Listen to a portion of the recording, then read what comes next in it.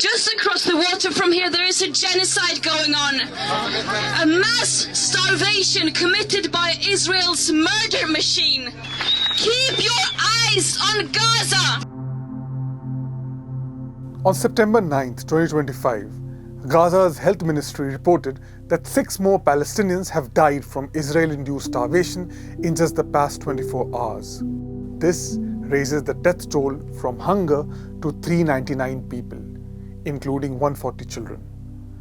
The numbers have been climbing steadily since late August, when the United Nations officially declared a famine in Gaza, the first ever recorded in West Asia.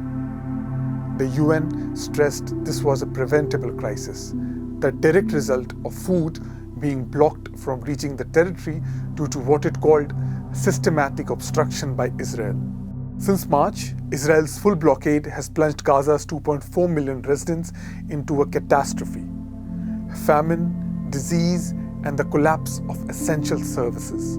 Attempts by activists to deliver aid have been reportedly blocked, oftentimes met with attacks and arrests by Israeli forces. The latest effort, the Global Sumud Flotilla, involves about 50 boats carrying hundreds of people determined to break the siege.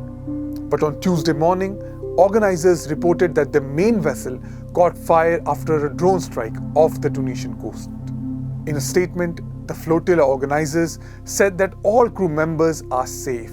They also stated that no threats would deter them, declaring that Gaza's blockade is no longer just a Palestinian issue, but a matter of global conscience that requires broad humanitarian action.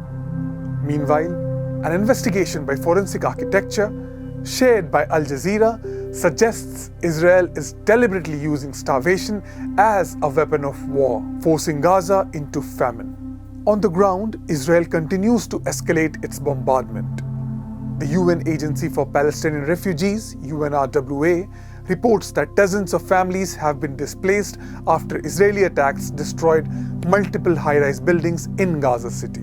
Israel's defense minister confirmed that 30 buildings have already been leveled, while the Israeli Prime Minister Benjamin Netanyahu described these attacks as merely a preview of an upcoming ground operation. He warned residents to evacuate immediately.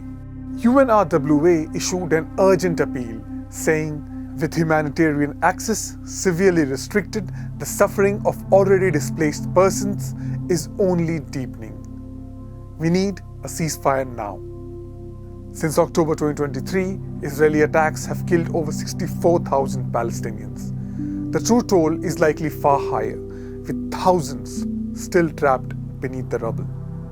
The latest assessment from the Rome-based IPC paints a devastating picture. After nearly 2 years of relentless conflict, more than 500,000 people in Gaza are already living in catastrophic conditions, facing starvation, destitution, and death.